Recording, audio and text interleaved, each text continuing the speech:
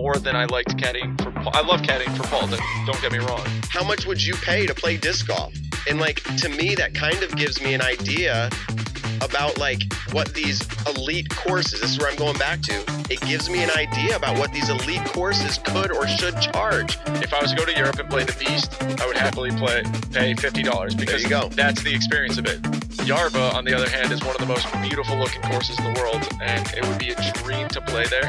If I had one opportunity, only had to play one round there, I honestly would probably pay $100 There you just go. to say I've played Yarba disc golf course. $100. Anywhere else though, I've never looked at another course and said, yeah, I would totally pay that much. For me, if I can play a free course or I can choose to play a course that's $40, I will do the $40 course every now and Every then. so often.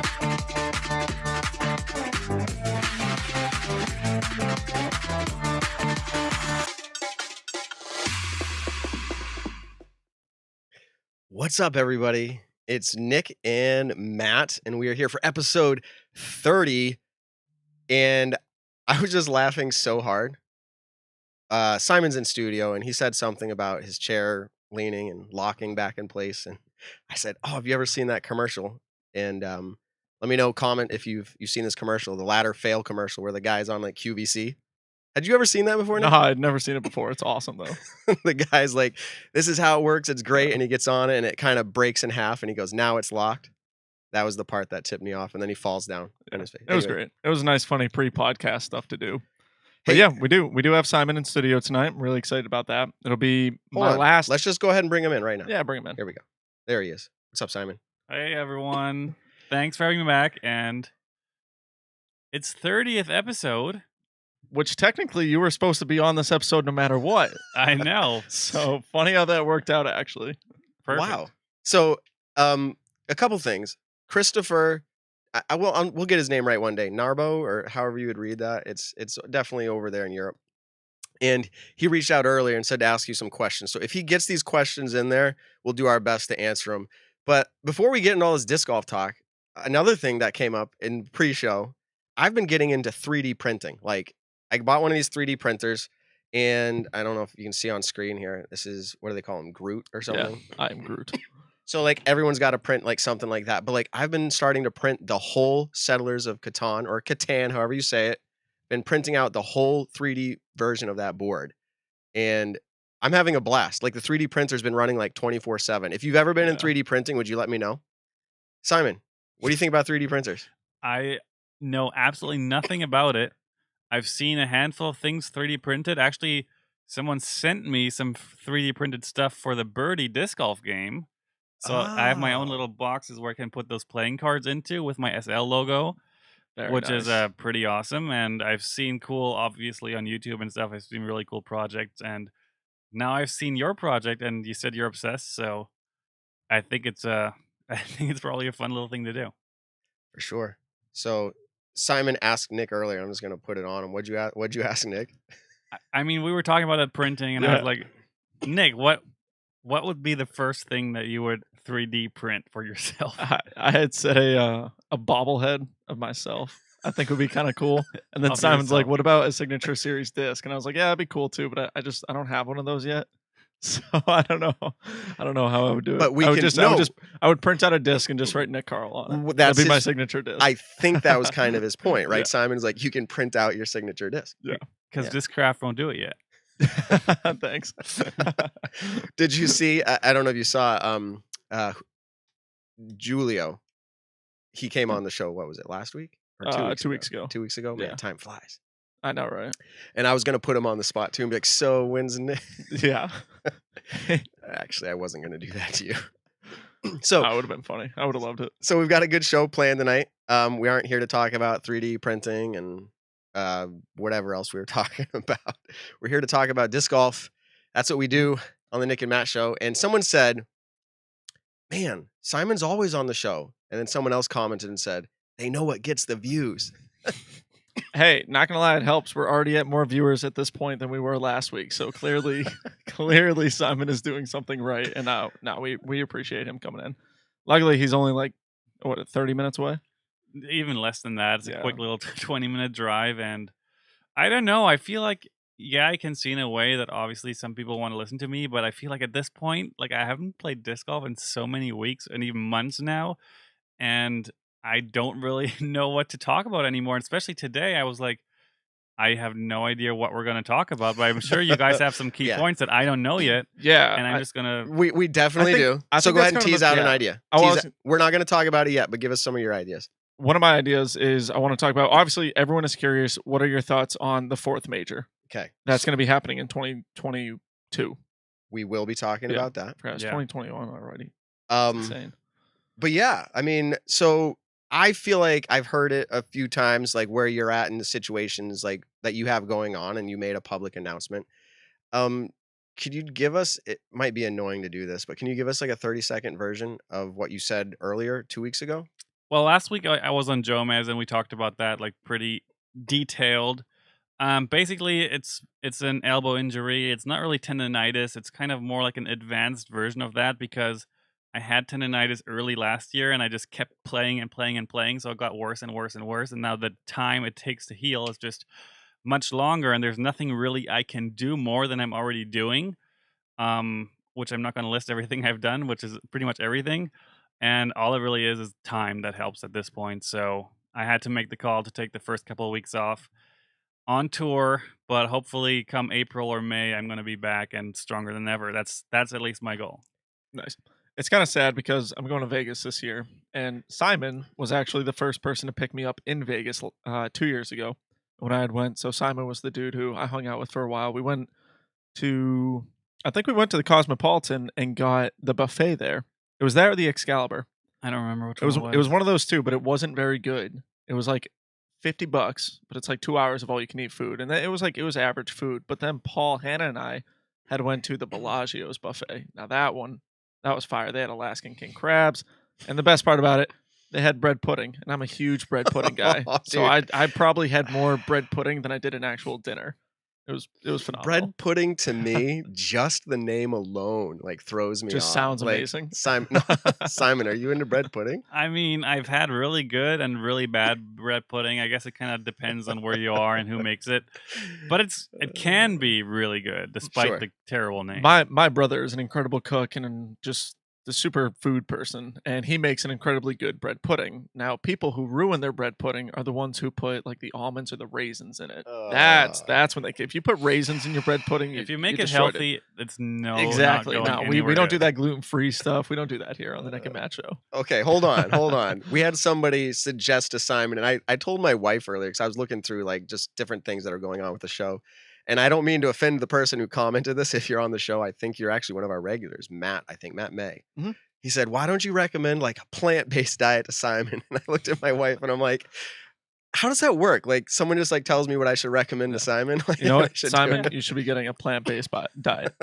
So Guess there, what? I Matt, recommended it, Matt. there we I did have, it. I've many people have recommended that to me. I have thought about it. I have kind of tried it, but with my German roots, I don't Can't know do if I can do it. I just don't know. Man, no, I know it would be good though.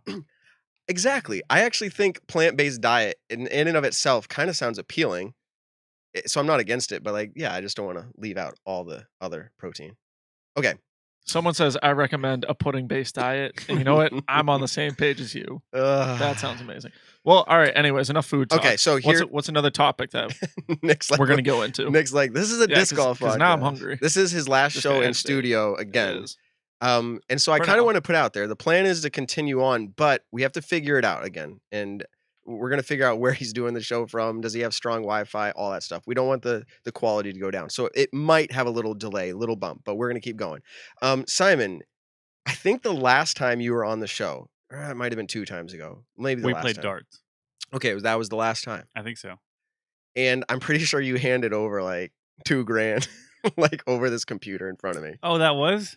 Was that the time? Yeah, Or I was think okay. so. Yeah, it was. Okay, so I'm just curious if you knew that another disc, I'm sure you're aware, that you gave to Casey, I think it was the Tilt, Oh, like 3 days ago.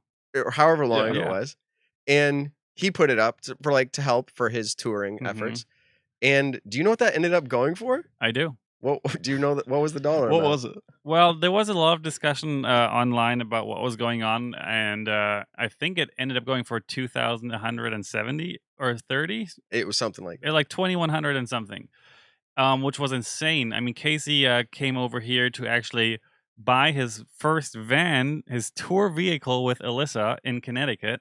So they flew to Massachusetts for a weekend, and I got to see the van, which is super exciting. I'm so stoked for those two, and it's pretty much just adventure life from now. And yeah, they came over to the house, and I was like, how can I help him, like support him in any way? I know I've supported him a bit already in his life and how he got to where he is now. But like for his first kind of couple of weeks on tour, and I thought I'll give him a tilt and maybe he can sell it, and that'll be like a fundraiser almost for him. And I was like, yeah, maybe some crazy person will pay again like $300-400 for it. But then again, the Discmania, I don't know what is going on. Discmaniacs. I don't even know if it's a good thing at this point. Like UC called me after Casey made that post, and we kind of had a little discussion about it, what we thought about the market and the craziness. And I mean, for one, I'm super glad that Casey has $2,000 extra to start his life on tour, which goes a really long way. $2,000 is actually going to be super helpful. So that's really cool. Thanks everyone who made that auction so successful. But yeah, moving forward, hard to say where this is going to go with that disc. I was just going to say, any chance that you could give us any part of what that conversation with UC was? You mentioned it was about the market and all that, but like, is it like about the like, hey, should we do limited runs so the market goes crazy like this? Or what was that conversation? Is there any part you can share of that? I mean, just real I can't go into detail, unfortunately. I would love to, but basically it was UC said you have to be careful with stuff like that in the future. Interesting. Thanks, Doc Zen. Thanks, Doc Zen, for that super chat. Can I get Stacy White's number? Stacy White. Yeah. Well, how many of those? Because that was a premium plastic tilt. I had actually thrown that. I was just going to ask if you've thrown one, Nick. Yeah, it was like the first week that Simon had got them. We went out for a round at Maple Hill. We were with your buddy Kevin, right? Yes. The golfer. Yeah, we went out with his buddy Kevin, and joking around, Simon was like, "Here, throw this." And he was like, "Throw it over hole 1 white." And I was like, "No, because from what you tell me, it's stupid stable." And so he threw it over hole 1 white, and it barely made it over hole 1. It went to left, and it just super dives. But yeah, those are like, was it 10 of them in premium plastic? I have 15. 15 of them in the premium plastic. They're really, I thought they were really cool. I was I don't know able what to the heck I throw would one. do with it. But I think it was like 10 degrees out. And I was handed one. I was like, it doesn't feel like I'm warmed up to throw anyways. Yeah. But then I just ripped it like as hard as I can. And I'm someone who has a hard time hitting like 350. But like, and then you laughed. And then I laughed. Yeah. That's the whole point. I tried throwing it as a joke, like on a roller angle. With like a forehand? Yeah. No, just like a straight up backhand roller. And I actually like ripped it. And within 50 feet, it was already going left. It was good. And after watching like Eagle's vlog and him doing that one shot around that utility pole, like, I mean, it was almost like flat, like perpendicular with the pole. And as I think you talked about this on Showmez, like it pans out, but it like keeps flying because it's on such an angle. And then I thought it was really funny doing the, what was it? It was the like, was it the pancake shot? It was one of those other crazy shots where it's just like reverse of what you would expect. Like a grenade or it something pans like out to the right. I think it's upside down. Yeah, Casey threw a thumber. Okay. On the thumber angle, instead of flipping on its back and going left, it hyzers out and goes right, which is nuts. That's weird. Yeah. And not to rehash this whole topic, but I saw your video when you announced it as well. Throwing it upside down. Yeah. Is it really working almost as if a disc was flipped right side up in a way? Like it's the understability flipping to, you know what I mean? It's overstable upside down. It flies kind of like a overstable fairway driver or mid-range. Wow. I can literally throw it 150 to 200 feet further upside down than normally. Yeah, it's that's like crazy. It's really not the normal Simon throw. You mean normally with that disc? With that disc, of course. But I mean, obviously, it might be useless that throw, the upside down shot. But if you're like having a tough round and for some reason you're like on lead card and you're just tanking it and there's a big gallery, you can pull out the freaking tilt, throw an upside down shot, and just have everyone have a good time. So that was kind of the goal. That's wild. I'm curious how long they're gonna. Because what's the plastic they came out in? What's the name of the plastic? It's not super premium. Exo Hard Vapor. Exo Hard Vapor. I'm curious how long, like until a tilt beats in. Yeah, how different is it gonna fly? Interesting. Because it's not like an S-line plastic or like a champion type plastic. It's more of a not like a DX. It's a better version of DX. I'm trying to think of like a good. I don't know. It's a more durable version than DX, obviously. So I'm curious. Well- After say 100 throws with it, will it fly 50 feet further? Will it keep that stability? I'm interested in your opinion. I have one, but No, like here's the thing. This disc was designed by Thomas Ekström, who is Mhm. like the main designer for DD and Mhm. Latitude. He's designed over 150 different molds, and this one is so different and so crazy. He told me that it is very possible that the more this disc beats in, the more overstable it'll get, That's wild. because the mold is just so different and it's so Wild. flat Yeah. that the dinks in the side of the rim might actually make it more stable. That's pretty sweet. I'm glad I. I'm curious. Whoever has a tilt, get 500 throws in with it, and then take a video and see how it flies. I'm genuinely curious about that. I'm really glad I asked Simon the follow up. I'm like, I've got an opinion. And then Yeah. he says that. I'm like, I'm not gonna answer because I Yeah. was gonna say it's probably like most every other disc. Like it's gonna start to like kind of Yeah. get a little more understable, and I would say it would still die hard, Mhm. but like, hey, die hard. Like, anyways. And so, anyways, yeah, that's really interesting. So, the other topics we're going to talk about, but we're not stalling. We're just getting all the smaller stuff out of the way because we do want to talk. In fact, stick around. When we do judge that disc golfer, right after that, we are going to move right into this topic that's going to take up, I think, a significant portion of the show, which is this new major that was announced. We had Nate Heinold on the show Mhm. to hear it from his mouth, like what the committee thought. And I give him a whole bunch of credit for coming on the show and honestly just being super open-minded. In fact, we had people commenting that live, like, wow, this is not at all what I thought of Nate. I want to bring our opinions to this now, like able to process that for a week and Mhm. Simon, share as much as you want or don't as a pro player. But and I'm not Nick, you're a pro player too, but I mean like, you know what I mean. Yeah. I get what you mean. So, all that being said, we are going to talk about that. So stick around until after Judge That Disc Golfer. But part of that conversation is going to be also, think about this, assuming that that format stays. Can we do this conversation right now? This will be like the pre, then we'll do Judge That Disc Mhm. Golfer. Assuming that format sticks, okay, the way it's been announced, 4 rounds of stroke play, 2 rounds of match play, meaning like you make it through the semis and then the finals, okay? Who is most likely to win that style event? Is there a most likely, or is it just a toss up like always? Because if that's the case, then what's the big deal? Okay, I mean, I don't want to dive into the format again. Let's No, focus on but we'll kind of assuming talk that about that real format. quick. Assuming that format, who do I think If has that the highest format chance sticks, of winning? you got to do 4 rounds to make Yeah. it in, and then you play match play. I think it's going to be one of those events where it's like anyone could win it. It's like USCGC. You don't know who's going to win it every single year because you have people, Paul wins it in 15, then Jeremy Colling in 16, and then I'm drawing a blank. Nate Sexton in 17. Like it's always different people who win that event because of the course that they're playing. And I think now if you add this whole match play bracket, it's, within one bad round, you're out of the tournament completely. One bad round at USDGC, look at Calvin Heimberg. He had one bad round and then almost came back and won it. One bad round at this new event, you're potentially have no chance of making the match play part of it. So I don't know. I think it's kind of a toss-up. I think it's going to act as one of those events. It's like the Pro Tour finale and the USDGC where it's hard to predict. Obviously, you can say people like Paul, Eagle, Ricky. That's who I think would more than likely win the event. I think when it comes down Really? to I think when it comes down to You're that like surprising me with that big- hot pick. exactly.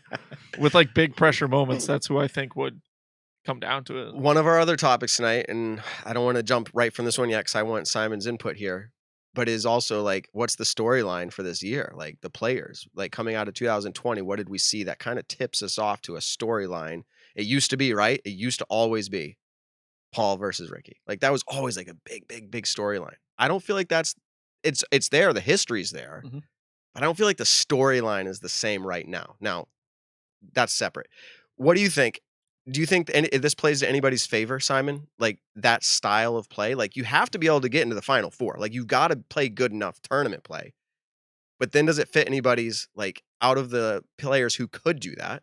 I have Does something to match say play after his. does match play like favor anybody right now on tour? Like what okay, let me ask it this way. What wins match play? The thing, it's really not.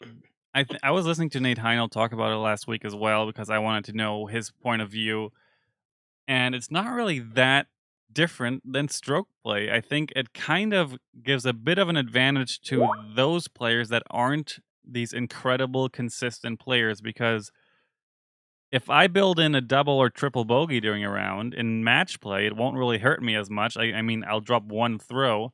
Instead of in tournament play, I would drop 3 or 4 strokes to the rest of the field Yeah. with one terrible hole. So I guess it just evens out the field a little bit. But thinking about that, only the top 4 players at the end of 4 rounds on that course are going to be playing. So it's like those are going to be the most consistent guys anyway. So I think whoever makes it to the final 4 for the match play rounds, it's like it's anyone's game, and I don't think anyone would really have an advantage. Yeah, I think Nick wants a follow-up. Yeah, so kind of my follow-up to that is I couldn't remember what course they're playing, and then I remember it's IDGC, the Hall of Fame Classic course that they play down in Georgia. And you got to think of previous winners of that event. So Paul's won it. Calvin Heinberg has won it. Ricky obviously won Worlds there. So you got to think of players who are great woods players because it's a completely wooded course. There's not a single wide open hole there. Every single hole is somewhat in the woods. So I think you have players like Adam Hammis went to a playoff at that event. Chris Dickerson's obviously deadly in the woods. Greg Barsby got second place at that tournament before. Like, there are so many different players who could step it up at that course. But I think when you talk about the consistency that's going to happen, and when people know it's a major, it's on the line, who in the last 5 years has stepped up the most in majors? Obviously, Paul and Ricky, Greg Barsby, and, those are players who, Greg with 2018 Worlds, obviously, but mostly in that span, it's been Paul and Ricky who have really stepped it up at major events. So again, I'm going to throw this over to Simon because he's got the most experience. I don't know with match play. How many match play style events? I think you did the DDO. Was that what it was? Was that the one that was on CBS? Did you do that? For the cash? That's a skins match. Oh, Skins. Oh, sorry, Yeah. Skins. Yeah, I did do that. It has Skins might have a similar. It has a slightly feeling. similar feel. The only thing that's kind of different with that is if if 3 holes in a row, Simon and I tie the holes, it pushes. But then on that 4th hole, when gets it, he gets 4 skins. Right, that's the difference. That's kind of the main difference of it. But so let me ask, you mentioned just a minute ago, like it plays similar to stroke play, and that's kind of the mindset I had. The difference is it's kind of plays like, this is how I see it. It plays like stroke play with something on the line. Like, let's say you were going into the final few holes and you needed a like one-up stroke kind of a deal. Like it plays with more of an urgency. Would you agree with that? It allows for more highlights because at some point a player will have absolutely nothing to lose on a hole, and if you have nothing to lose, you'll try crazier stuff, and then more exciting stuff can potentially happen. And the only other event I can think of where I have done it is the President's Cup, where you play 9 holes of match play and 9 holes of stroke play with Europe versus the US, of course. And that stroke play round, you get matched up with your American, or if I'm the European team, of course. Actually, I'm wearing the shirt right now, which is nice. Sweet. Yeah. You can't see it, but it's Team Europe. And I had to face off Paul Macbeth a couple times. I played Nico, and last time we played, I played Eagle. And it is definitely kind of a different mental game because it's just a one-on-one kind of scenario, which in disc golf you like rarely get unless you're having like a race for first. I've heard, the argument that like, well, yeah, but a hole of race is if you have a blow up hole. But like, my thought is, it's true, I guess, if you think of that mindset. But at the same time, the people, I don't think you're gonna see a 10 on a hole, as I've heard some people rave about. Like, that's like, Yeah, you're not going to see that on a hole. I mean, I feel like the worst. This is my opinion. The worst you're gonna see would be double bogey, but maybe bogey. Because you're trying hard off the tee pad. Again, Simon would know better than I, but you're going to try harder to make sure that you get what that hole is averaging. Meaning if everybody's getting birdies, that's what you need to get. Like as the whole stats show, right? That's what you would do. You'd step up to and be like, dude, 80%, 85% of people deuce this. Like, that's what I need to do in match play. I'm curious. I'm kind of thinking about this, and someone had just written, Travis Hawkinson had wrote, how often does match play actually go to the last hole for the win? And for Matt and I, we play New England Team Challenge, to where one round that we do is singles, match play. For us, I mean, that could potentially happen a lot more often with your match going to last hole. I don't know if it does for you, but it has for me a couple times. And then I think in the pro division, when we're talking about, let's say, that final 4 players, to me, it's going to be fun to watch when it happens, if it happens. But at the same time, you know, if say you do Paul and Ricky, they're both probably going to birdie hole 1, and then they're both probably going to birdie hole 2, and then they're both probably going to par hole 3. Like I don't think there's going to be I don't think one player is going to blow out the other one, which because then at hole 18, it's really fun who gets it. But I wouldn't be surprised if like both matches just straight up push. You know, but this was okay. So but now then you got to go to a playoff, and I don't know. Welcome to the show, Brody. We're talking match play right now. Yeah, we're talking the 4th major and just kind of you'll have to rewind. We're not actually talking if it should be part of the major. We're just saying if it is. Mhm. So my thought is here, and you alluded to this. You said it's like stroke play, Simon, in this sense. If somebody goes out and plays a course record, I guess you can't guarantee it. But if someone goes out and plays and I know they're not tracking score, like they're not tracking strokes, I get that. But like, let's just say you told someone, hey, go play stroke play, but really they're playing match play. Like if they won a course record, if they got a course record, are they most likely to win their match play? Yes. Yeah. Yeah, I guess it could go the other way. Like if they got like, I mean, 3 holes. mathematically, yes, it can. It's possible, but Like- it's very unlikely. if someone like played just as well as them, except for like a few holes where they played bad and then they played average, maybe. But statistically, I guess what I'm trying to say is the argument here for that style play. Now, again, we're not really talking yet, should that be a major? Yeah. Who would win it? And I guess my point is the top 4 that would win any tournament are going to make it in. Mm-hmm. So we have a pool of what, 10 players, maybe 15 to see who would make it into the top 4. And then from there, if you put, I don't know, I feel like from a fan's perspective, it's going to be a show because I want to see Paul go against Simon. Like I want to see, like that would be a show, and I'm getting excited thinking about it right now. Like we're again, should or shouldn't it? We're going to talk about that right after. Yeah. We're running into about 2 minutes out from Judge That Disc Golfer. We are going to talk about should it be part of the show. Yeah. But who do you Honestly, think I would think win? that's just going to be the whole show this week. Who do you Just think would talking win? about the 4th major. Who do you think would win? Paul versus Simon, really? And this is no offense to either of those If players. Simon's elbow's all good, I'm always rooting for my boy Simon, you know. But no, I just personally it's hard to beat Paul. People obviously have done it, but I think when it matters the most, Paul has shown himself to be the most qualified person to win an event. So, and then Paul's my best friend, so I'm always rooting for him. So you don't. Okay, again, I keep trying to jump into that topic about like stroke play mattering. I feel like, but see, I feel like match play, and maybe I'm crazy, can go to Simon because there's a few holes or there's a handful of holes where he might be able to get there. Yeah.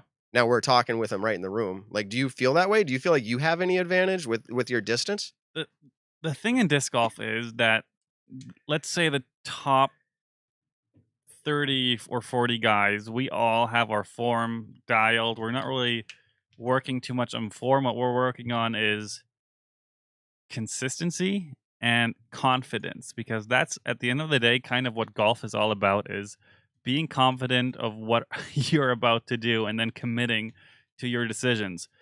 And I think the most interesting part about this format would be how mentally a stroke play round feels. If I'm playing a 2-player tournament with me and Paul and we're playing stroke play, how would that feel?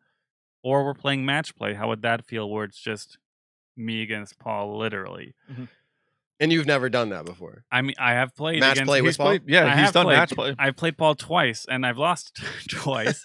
And I think, I'm not sure if it was just the crowd size or the President's Cup style and just everything that was on the line, but I think it was more challenging mentally to play match play one-on-one against Paul than it would have been if it was just another stroke play round. So I think that is the biggest challenge and the biggest difference is how it will feel like mentally to be like, okay, this is just me against him. And what's also stressful about that is you only have one chance. Like in a 4-round tournament, if Simon loses the first round by 3 strokes against Paul, he has a second round to make that up. Paul might not play as well the next day, or Simon might not play as bad the next day. But in match play, you potentially only have 10 holes to play match play. If Simon just murders Paul in 10 holes, then he wins. Will that happen? I don't think Yes. so.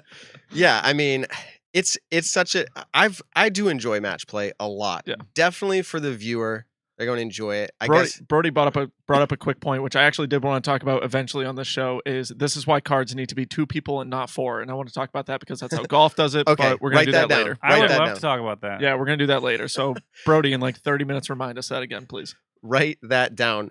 We are just about to bring in our Judge That Disc Golfer guest tonight. We have never met this individual. We are trying something totally new, which involves bringing someone on live and doing it together. So we're going to give that a try. Let's see how this goes. To start it off, we can't miss out on our intro. Here we go. Judge That Disc Golfer, the game show where you judge a disc golfer you've never met. Okay, Oh, awkward. here we are. Yeah, we changed things up a I little can't bit. hear you. Okay. He's Hold on, saying he can't hear us right now. he can't hear us. So, Nick, talk through what Judge That Disc Golfer is. So, As for I anyone work on new, this. there was actually someone earlier commented they're from the Big Island in Hawaii. So I thought that was pretty cool. But what we do for Judge That Disc Golfer is we usually take a random audio guy is or on. girl, and Matt will go out to the course, find them, and ask them a series of questions. The object of the game is Matt is going to ask a question, and then Simon and I are going to try to determine what the best answer is. So, the first question is always, how far can you throw? I would say 350 feet. Simon would say 400 feet. Whoever is closer in the distance part So I'm not hearing any audio from your end, but I know my audio's on because I Is, just tested it. yeah, So he can't. This is going to be crazy. He can't hear us, but we can hear him. Oh So boy. yeah, so we might have to call him back. do you have his Skype and see if he has headphones? Try putting those in. So we're gonna try Okay. that. I see the note. Oh, do I have headphones? Maybe that'll work for him. Anyway, so that's kind of the object of Judge That Disc I don't Golfer, have them and then plugged in, but more than likely Simon's gonna win it because I always lose, and then I owe him lunch. And Okay. Shout out to Matt for multitasking. This is Yeah, very impressive. exactly.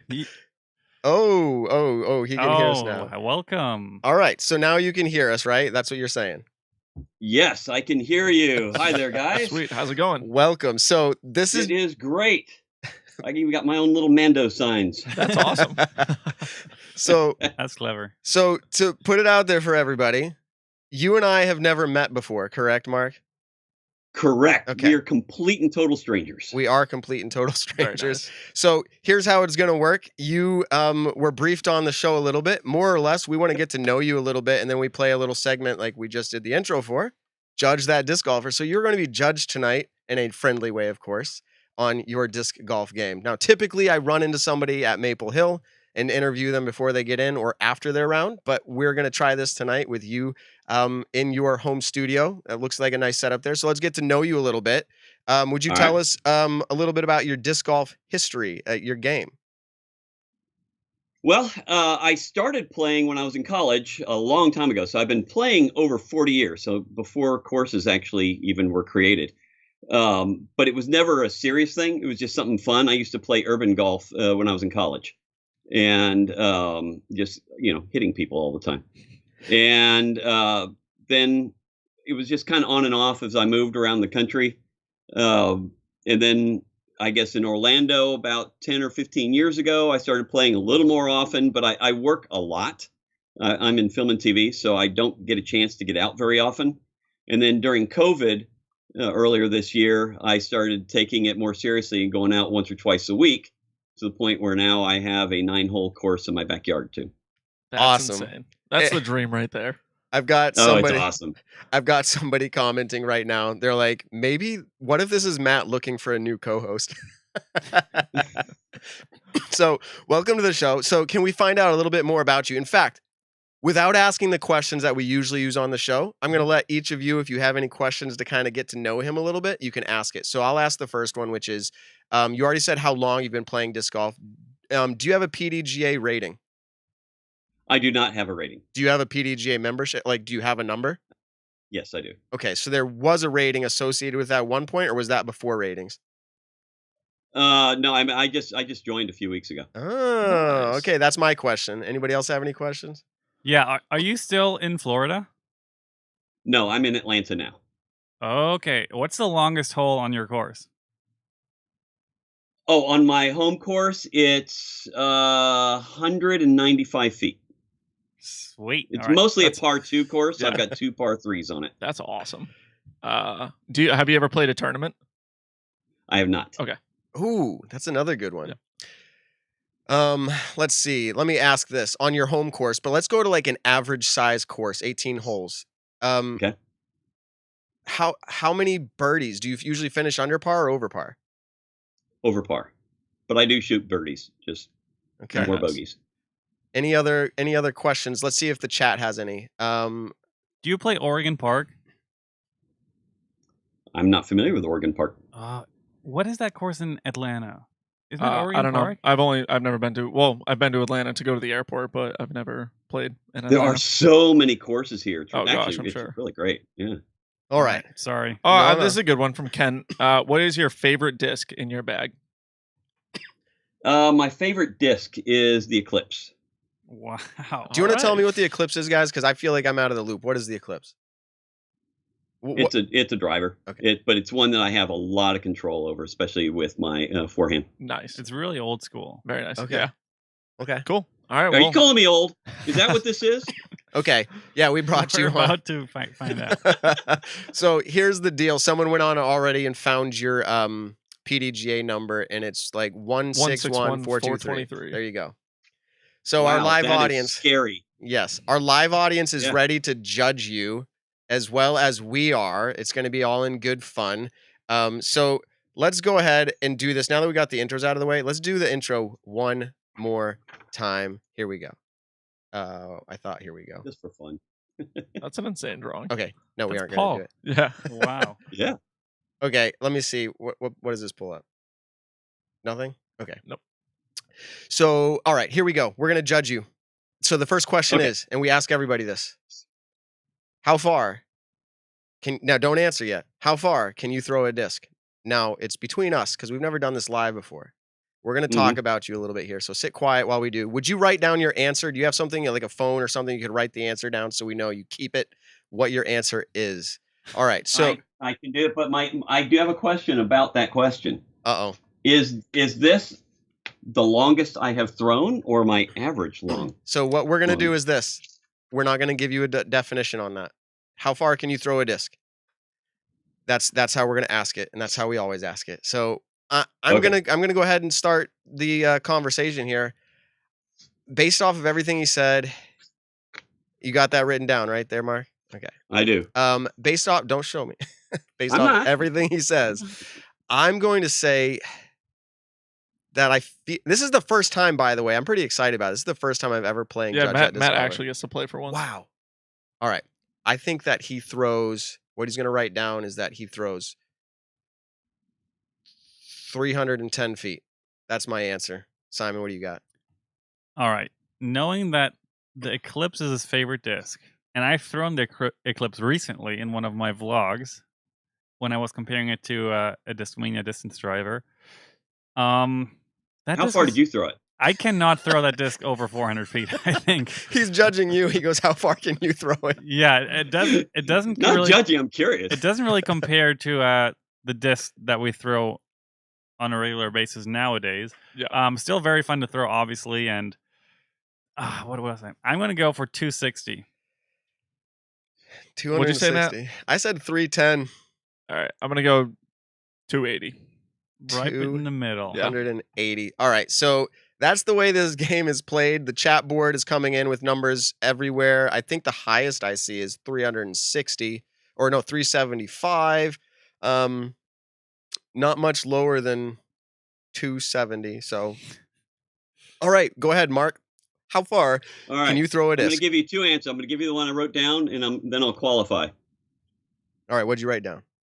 320. This is what, Boom. on my really long ones, Mhm. I'm getting around 320. I average closer to 270, 275. nice. There we go. Either I know how this game Yeah. is Either played. you get the point or I get the point. So I feel like I've done this with enough players now, like interview them. Like Yeah. I don't know. Maybe I'm gonna be amazing, Nick. Maybe you're gonna owe me lunch. you might. We'll have to do it tonight. We'll give you that one. You totally take the point, so let's move on. Yeah. Okay, so here we go. Question number 2. And the question goes like this. If we were to hand you a stack of putters, 10 of them, and you were to stand at circle's edge, so approximately 33 feet, 10 meters, okay? Okay. No jump putting, so you're going to stand still with a stack of 10 putters. On an average day, how many of them are going to go in the basket out of 10? All right, we're going to let Simon go first here. Okay. He has a short little pitch and putt course in his backyard, which means lots and lots of putting. He's calling them par 2s. He might be parking every hole. We don't know. I don't know. I feel like putting is probably his Strong suit. bread and butter. Is that a term? Yeah. So I'm going to say he's going to write down a solid 7. Seven's a really good one because I wanted to say 7. 7 is always such a good answer. Now I can go, I'm going to go, I'll do 6. So that's either going to take the over or under. I'm going under. He's going 5. the under. My answer is 5. I think the previous rules I allowed said that we could all guess the same numbers, but we're not going that way. No. 5. I'm saying 5. Mark, what's your answer to how many putts would go in with a stack of 10 from circle's edge? You know what? I'm actually going to test this tomorrow because I haven't tried 10 in a row, circle's edge. I want to know for certain. But my assumption would be about half. Half of them. So 5. Matt, That's 2 for on 2. fire. Man, That is he 2 for 2. won tonight. Woo! Wow, I'm so happy to finally participate. Making half from 30 feet is actually pretty solid. Yeah. And what Yep. you guys don't know is I already asked him all these no. Yeah. Yeah. I don't know who you are. Yeah. You- I set it all up. Have we ever met? Okay. Meanwhile, that's the trips Matt's been going to Atlanta for.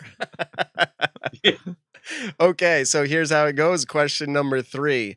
We are going to give you the option of 4 different. Let me ask this question first. Do you have any tattoos?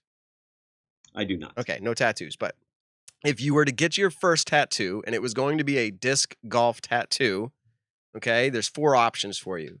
There is the single basket. All right. I'm going to put your face up here. So if you make any reactions, we know what you're thinking about. The single disc golf basket. He's doing a poker face now. And then there is the doink putt. It's a picture of a basket with a putter hitting the front rim. Then you have the 360 drive of the Tasmanian Devil. Okay, so throwing a frisbee, the Tasmanian Devil. And then finally, your last option would be a disc golf phrase, something like grip it and rip it, or like death putt. Okay, so these are your options for tattoos. Would you go ahead and think about that for a second and write down your answer while we talk? Nick, you are up I first. get the first one. And, I know he's a movie. He's a TV show guy, works in the film industry. Tasmanian Devil is part of the film industry. So I'm going to go with the 360 Tasmanian Devil, hoping that that's the correct answer. Okay, are you okay with this one, seeing as it's To so do- limited to let No. people choose the same? Nope, you have to choose this one. So then Simon's just screwed. He's just going to get whatever is left over. Yeah. I'm happy with That's that. fine. Okay. He's I'm like, looking up courses in Atlanta right now, so I'm busy. okay. I got the best course. Just come play here. I definitely want to. I think, man, that was a good one, Nick. And way to judge him like that. I'm gonna go with the single basket. Single basket. I think that's just Very nice. that's probably it. Very Because he doesn't have. See, here's the deal. He doesn't have tattoo. Yep. So if he got one, I don't know. Maybe he'd just go very basic. Or to go wilding out. He could go wild. All right, Simon, what do you think? You find a course yet, or you have an answer for tattoos? I'm just so upset that Orion Park was wrong. Oh, it is Orion Park. It's in Atlanta, so I was right. Mark, go check out Orion Park if you get a chance. It's my favorite course in that area. I will try it. Okay, sorry. Absolutely. But your tattoo of choice, The doink is left, since we said that's the rules. The doink is left, and the disc golf phrase. definitely the disc golf phrase being par 2. Part 2. All right, Mark, you are on here. Go ahead. All right. Well, if you told me I had to put it on my private parts, I'd probably do grip it and rip it. But that is not going to be my answer. Nice. You're right. I am in the entertainment industry.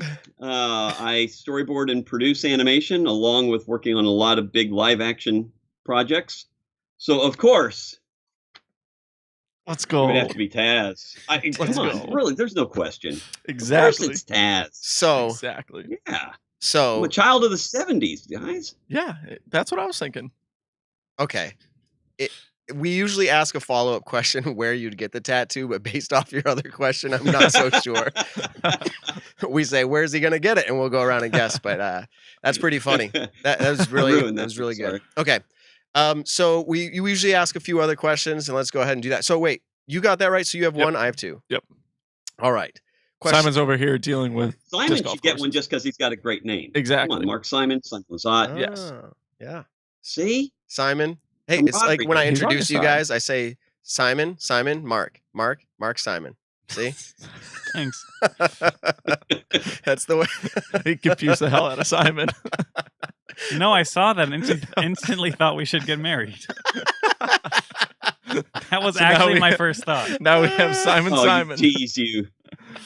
Okay, this is awesome. I love this show. Okay. So I forget what question. This would be question 4. All right, this one you can pick the same answer. There's only 3 options, okay? And it is, if you were to play your first tournament round, Mark, and you had to have unfavorable weather conditions, and the weather conditions are either rainy, like significant rain, not just a light drizzle, okay? You need an umbrella and it's hard to stay dry. Snowy, and we're talking about at least, 2, 3, 4 inches on the ground, and it's still snowing. Or windy. And when I say windy, I'm talking about like at least 20 miles an hour plus. Okay, so maybe gusts up to 30, but it's really windy out. Okay. What weather condition would you choose for your first tournament round? And I guess I get to start. Mhm. He's down near Atlanta, and it's not like up here. Now, to be fair, let me give you a little info here. It just Okay. snowed. I have lived literally north, south, east, and west in this country. I've lived in the snow. I've lived in Canada. I've lived in Denver. I've lived in the east. I've lived out in Los Angeles. I've lived in Louisiana and Texas. So I've lived all different types of weather. So Okay, so now I don't want to say Atlanta doesn't necessarily tell you anything. I don't want to. Yeah, exactly. You've been playing a long time. If I had to guess, most people aren't going to choose the snow. I don't feel like I feel like wind is always a safe bet, so I'm going to go with wind. Wind is a safe bet. That's I agree my with that. answer. Is wind. Simon, you're up. Snow.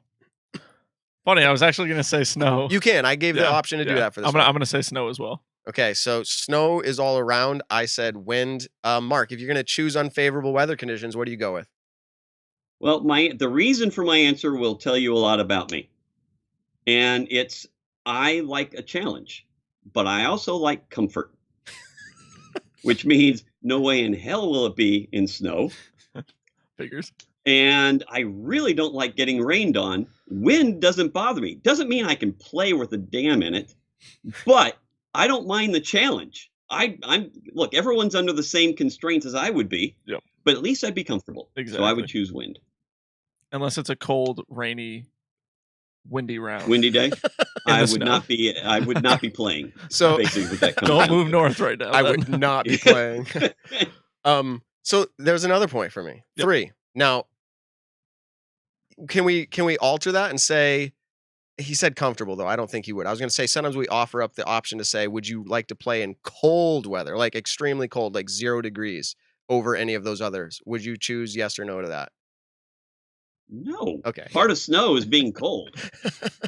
Yeah, we're talking about a warm, snowy day. No, okay. Yeah. All right. Yeah, that's called slush. Slushy day. Okay, so I think we have 1 left, maybe 2. We'll see how this goes here. But we're going to ask the question, how many aces do you have? All right, so we ask, how many aces do you have, Mark, in your 40 years of disc golf, hole-in-ones? What do you guess? I think it's Simon, right? Yeah. Can we get a quick score update? I have 3. Matt has 3, 3, 1, 0. 0. Sorry. All right, so this is again who's closest to his ace count. Yes. You needed an update to know you had 0 points. I just wanted to know how far behind I was. I wasn't sure, but thanks. And we are including your backyard course. Anything you've aced there, we are including it. We are including. Yep. Okay. Well, assume. Okay, yeah. No, hold on. We just ask him the question. We don't do definitions. 40 years. I mean, wow, that's so hard to say. Even if he's probably doesn't know the exact number, so he's gonna guess 40. I'm gonna go with 40 aces. Hold Yeah. on. That's the highest number we've ever Yeah. had on this Well, show. Mark's been playing the longest out of anyone we've ever had on Judge That Disc Golfer. So And he has his own course in his backyard. Has he? yeah, he's Oh, been the playing oldest 40 years. oldest for Judge That Disc Golfer. Yeah, Okay. like the I got oldest person. Okay, I like got who's you. been playing the longest, Right. not the oldest person who's been playing the longest. it. Shout out to Chuck What? Kennedy. Yeah, I'm gonna go. He has 6 aces. 6 aces.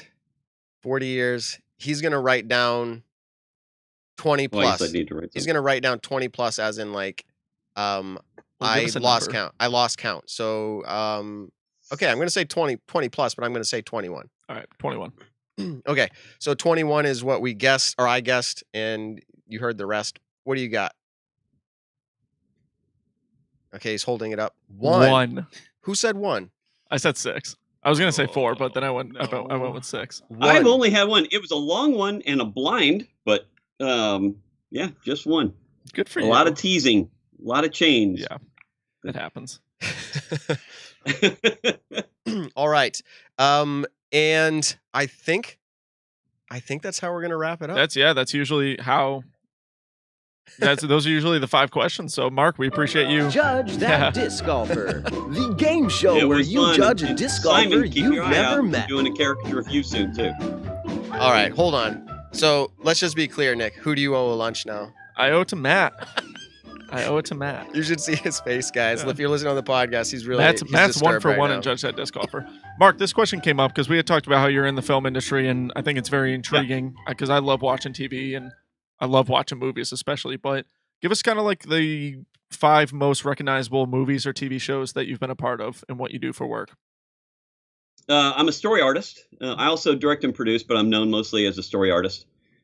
So I've been working on Stranger Things and The Walking Dead and Fear the Walking Dead. I'm also storyboarding the new Dexter series, and I did the original Dexter series. Oh, wow. Doom Patrol. Oh, I did Flight Attendant. That just got nominated for a couple Golden Globes. Gotcha. Creep Show, Black Lightning. Do you follow the? Over 5,000 productions. So I mean, it's kind of hard to remember. Yeah, some of that's them. insane. Wow. I mean, I when Matt was saying earlier you were a part of Stranger Things, I thought that was incredible because I loved watching Stranger Things, and I've watched it with friends and by myself and everything like that. But The Walking Dead, I never really super got into, but Stranger Things was kind of that sold me. So thanks for reaching out to the show. Do you follow the Pro Tour at all, or are you just a casual disc golfer who's done it for 40 years? This past year I've really gotten into it. I mean, I watch every day, listen to the podcast, listen to you guys. Awesome. Oh, So so- you're a Appreciate a storyboard kind of guy. What do you think the storyline? If you're really into it, do you see any storylines for 2021? Has anything just creeped into your head where you're like, I could write a nice story off of this? Has anything stood out to you? Putting Well, on you the know, spot. Brody trying to get to 1,000. Mhm. You know, that's a storyline that's kind of worth following. Wow. But you know, other than that, you know, it's just see who creeps to the top. You know, and hopefully, if enough people get vaccinated, we can actually have people going out and watching live again. Yeah, So- exactly. I mean, shoot, in 2022, there's potentially going to be a 4th major. What, 2.5 hours away from you over at? I will be there. Yeah. I mean, I've already made plans. I've already told my friends and family that they're either coming with me or they're not going to see me for that week. Yep. So I definitely plan to be there. Very nice. Well, Cool. thank you so much for coming on. I think we'll try this again in the future. You didn't totally bomb it where we won't do it. So it was, No, it was like, great. it was awesome. Oh, fantastic! This was Yeah. our first time going live with this. And so anybody that's checking out the show right now, we've got 300 people watching, which to us we're super grateful. Thank you. Thank you guys so much for the views here. We'll definitely do this. Stay tuned, because if we try it again, we're going to Yeah. reach out. All you got to do when we ask, don't do it every day. When we ask is send a video, who you are, maybe some interesting fact about yourself, because we want to see what you're like on camera. We don't want to just read something typed out, because we're going to bring you on camera. All right. So thank you so much, Mark, Simon, for coming on the show, and we will catch up another time. Stay in touch. Sounds great. Take it easy, Thanks, Mark. everyone. Good meeting you guys. All right. Peace. Bye. See you, Mark. All right. Bye. Okay. So that was, what did you think of that, Nick? That was awesome. That was really fun. Mark was a super intriguing, I love it when one of our guests, whoever we have on, just has great quality to where they're not freezing. They have good headphones. They have good, sound quality and everything like that. It just makes it a lot easier to be able to have conversations with them. So that was very fun. I thought he was a good sport with the whole thing. And I would talk to him all night about different movies and TV shows that he's done. Like literally, I obsess over watching movies. So, And I asked him like right on the spot, like, what's a storyline? And I'm not gonna lie, for him to just come up with it, like I would have just sat there and been like, I think it's really cool. He said over the last year he's really gotten into it. He's watching it every day, and the whole Brody Smith trying to get to 1,000, who's going to rise to the top. Because I think this was actually a topic that we were going to talk about tonight.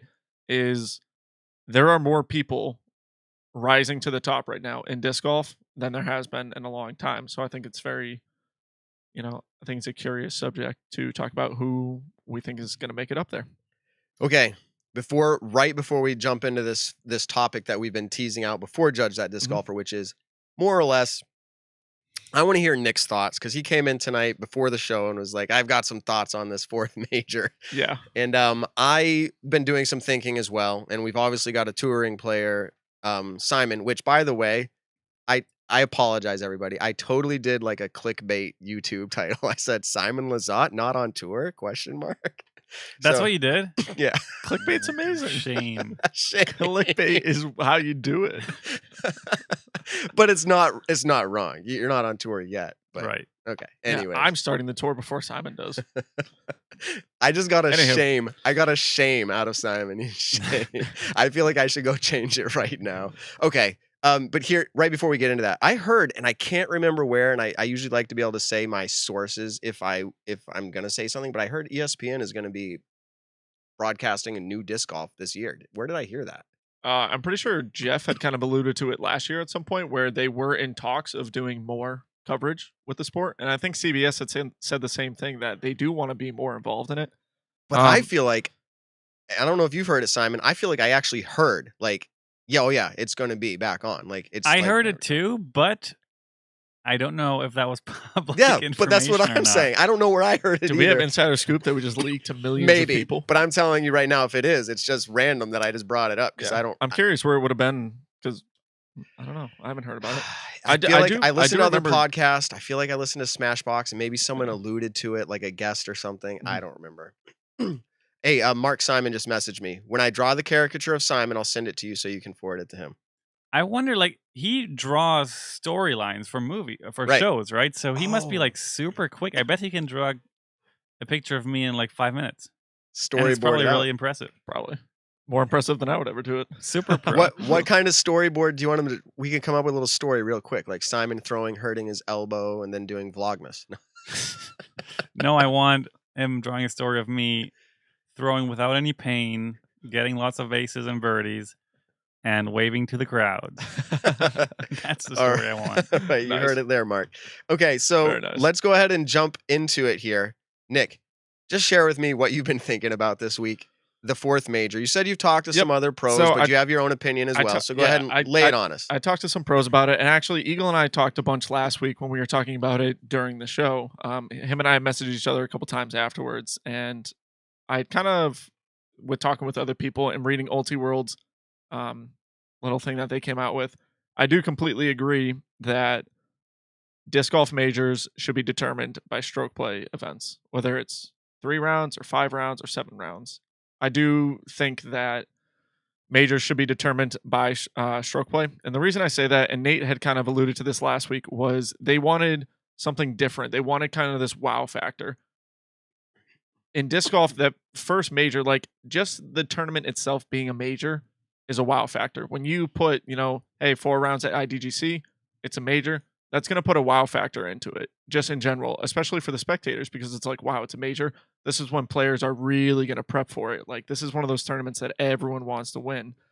And so I just personally think that, like, I know the PDGA wants to make something kind of completely different, but I don't think I think a stroke match play tournament would be an incredible idea to do for fun. I shouldn't say for fun. Like, there should be a big tournament that is a match play one, but I don't think it should determine whether someone has a major win in their career or not. What are It's you? just my own personal. Yeah, and I'm gonna push you on it. What? That's your opinion of what a major should be, Yeah. and others. Obviously, we're hearing that out there. Mhm. But where does that even come from? Is this historical? Is that what we're basing it off of? Like, oh, there's 3 others? I mean, Or is it like, what is it being based off of? Because the Yeah. Disc Golf Pro Tour Championship, now it's not a major, Mhm. but is it purely because of the format? Is the format so gimmicky that like that? Why did that event get so much exposure as a Pro Tour Championship? Well, I think that event obviously has the prestigious in it is because every player right now is playing the Pro Tour events and winning the Pro Tour finale. You know, years ago it was $10,000, and then this year was a $20,000 event with ESPN being, you know, people who are covering the event. So honestly, just slapping ESPN on it makes it more of a prestigious event and something that a lot of players want to get on because they have the potential of being on ESPN2 and being on that kind of disc golf coverage. I mean, I think that in and of itself made it kind of more doesn't make it more of a prestigious event, but it makes it more of an event that people want to go to, people want to win. I think the reason why lately any events on the Pro Tour are becoming more and more prestigious is because of what Jeff Spring and company are doing. Jeff Spring is really he's working with the PDGA and he's working with the players and he's keeping us all in the loop of what's going on in everything. And I think just the way that he is doing it is creating the Pro Tour to be the most prestigious tour, besides for majors, obviously. Well, so that's I guess my question is okay. So Simon, I'm just going to ask you a few questions as the touring pro in the room. All right. What to you makes an event special? Like in general, you're going to think of a handful of events that are Mhm. special. Does USDGC come to mind? Yes. Okay. What else? What other tournaments?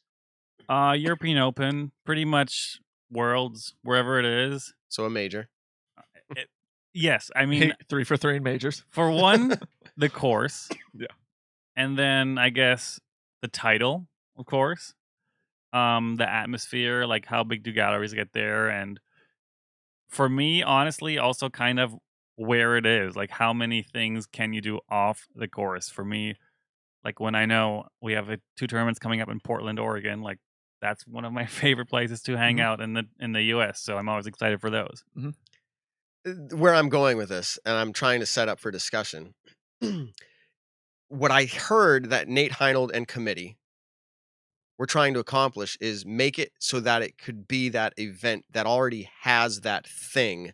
Okay. So like you go to USDGC and it has that thing, I guess that feeling. Okay. You technically the weird part to me is that the event was just like, here it is. The first year it will be that way. If it started out, and tell me what your feeling is on this, Simon and Nick. If it started out as a smaller event, let's say, and just grew, and it was just a special event, and it grew, and eventually it was just like, this is like really special. Let's make it a major. Mm-hmm. Do you think, I mean, this is all hypothetical, but do you think we would have gotten as much pushback as like just being released like this is a major? Like, are you talking about a stroke play, match play format tournament Yeah, the same happening thing. 5 years ago, and then And not as a major. Yeah. Because here's where I'm going with it. They're trying to do, we're going to create a major, and we want it to be something special. And so rather than just doing another 4, you said it would be special anyways, just because it's a major, think, which yeah, I don't agree with that. Because I just can't see that like just being like, oh, let's just put a title major on it. That now it's just a special event. Yeah, the title is huge, but the event itself, like, it's kind of like, what would you feel like playing it the first time? Would No, you I feel guess like what you're this is a saying- big major that I'm going to win? What you're saying is that the history of the event Matters. plays a big role in how it feels and if it's worthy to be called a major. I don't know how long USDGC existed before it was called a major. Good question. But I mean, the thing is that all players, I can't say all, but probably like 99% of all players wanted a 4th major because that's what we all wanted. the Grand Slam. And I was listening to Nate Heinold last week and was really interested in what he was going to say and how they came to this decision. I don't 100% agree with what they were trying to do. They said we wanted to make something unique, Right. and therefore they made it kind of just a 6-round major with 2 rounds of match play. That is, it's definitely very debatable if that's good or not. But I think as players, our job is to show up and play, and hopefully draw a crowd and hopefully draw views on YouTube and stuff. But at the end of the day, we don't do anything. Like, running a tournament is so much more work than playing a tournament. Yes. And I think the only time we should complain about new events, if they're called pro tours or majors, whatever, is if we think it's literally a safety issue. That's when we could complain. Or if we think it's literally slowing down the growth of the sport. And I don't know if any of those two apply to this new major, but I guess that's debatable. That's So exactly what we're talking Yeah, about. so this is where the conversation kind of swings in two different ways completely. Players have their mindset on this of how they want it, and then fans have another mindset. As a fan's point of view, this sounds like an incredible idea because it's something completely new in the sport. As a player's point of view, they think it's, kind of a gimmicky way of determining a major. Like, I think everyone, But- like, how but- annoying would it be? What if we talked about this earlier, and I'm just going to push on a little bit and then finish that. What makes, and I didn't hear Simon saying this earlier, but you are. What makes match play gimmicky? Like, I think what when you- makes it a gimmick? when you put it down Is to, it not good competition head to head? No, I think it's good competition head to head, but I don't think, like, if there are 4 players on the card, I feel like, yeah, it's 2 rounds of it, but those 4 players, like, I don't think competing against one certain player while there's still 2 other ones is the way to determine the major. Like, I think if you're going to determine a major like that, it would have to be a round robin tournament starting like the NCAA March Madness bracket. I would rather see something like that, to where kind of like, I think what Yeah. they're potentially planning on the All-Star break is something in a similar fashion of that, but Ooh, you have a little inside scoop. I think, that's just from Can I ask, because hearsay, you just brought up a but- great point, though? And I don't mean to leave Simon. Speak up. I don't want to bombard you. I'm chilling. Okay. Do you feel better? Would you feel better then? Because based off of what you just said, would you feel better about the top 2 going to match play? Because now you aren't having that, like, you could potentially lose out and 2 other people are playing Yeah. separately. Like, would you feel better? Like, hey, the top 2 go to match play and whoever wins that wins. Like, that's kind of interesting. Yeah, I guess that's interesting, but I just kind of overthrow disc golf just said it. It's not that it's gimmicky. It just is. It isn't how people prepare to play all year. That's kind of annoying. Where you have, let's say the average pro plays 30 tournaments, 29 events you're signing up, or 29 and a half events you're signing up to prepare for a stroke play event at that course, and then for half an event you have to prepare for match play against who knows who. I think that's kind of, we're talking about the players who are doing this for a living, and you're kind of throwing them a loop where it's, and obviously everyone, like Simon said, players are going to play. That's Eagle said But it. He's hold like, on, more than hold on. likely I'm going to be He's there in to the room play. with us right now. Simon said if someone shoots a course record, they win. That, to me, doesn't sound like something that they're not practicing for. You guys are all practicing to shoot your best round on a course. If you shoot your best round on a course, like that, that's what you're practicing to do, Yeah. and you do it, which is what your goal was, there's a very high percentage that you win. Obviously, if both people are doing the same thing, then it comes down to one hole. Well, it does that in stroke play too. Mhm. It comes down to one hole at the end. We saw it at USDGC. Like, it's like they battled the whole way and it comes down to one hole. And then if they go to a playoff, it's sudden death. So technically they both made it there. They qualified, if you will, to go to the playoff. Now, Brody, I love Brody in here. He's like, why, Matt? Why? My job is to rile the people up. I hear what you're saying. And I'm arguing literally from not a historical preference of like golf and disc golf, but the literal, like, where does the competition, is it, he says it, Brody's saying it's match plays different strategy. I was just going to say, but like, is it different strategy? I feel like in some You're it not- is. You're going to lay up. Yes, yeah, you're I going was to lay gonna up. say you're not going for a course record when you're playing match play though, because say on the first hole, if you throw it OB long, now you're at a drop zone, you're automatically dropping a 4 on a hole that's a par 3. I might just throw a buzz 200 feet and then throw a putter 100 feet and then tap it in for my par.